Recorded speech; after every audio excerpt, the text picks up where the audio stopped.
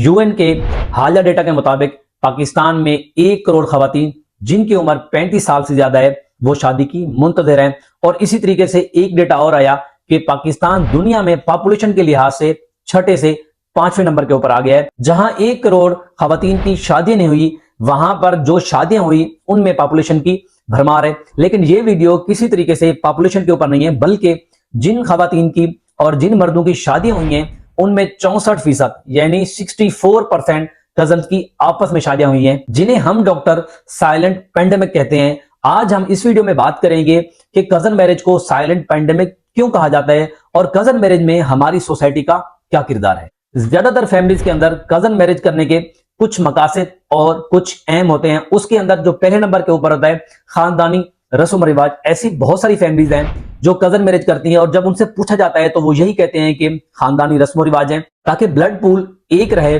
और कोई inferior cast की या सुपीरियर कास्ट की उनके खानदान में ना आए। और दूसरे नंबर के ऊपर होता है पॉलिटिकली।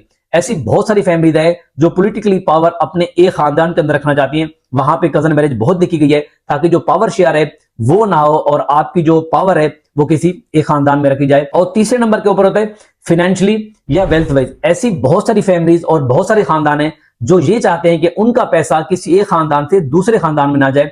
इसी तरीके से वहां पर भी कजन मैरिज की भरमार देखी गई है। लेकिन इन सब का मेडिकल पर्सपेक्टिव क्या है? कजन मैरिज का मतलब होता है कि आपके जो फर्स्ट कजन है जो चाचा और ताया के बेटे हैं, या जो सेकंड कजन है जो आपकी खाला और मामू के बेटे हैं, उनकी आपस में शादी करना, क्योंकि आपको जो जीन पूल है वो एक रहता है। तो ऐसी फैमिलीज के अंदर जो जेनेटिक डिसऑर्डर हैं, जो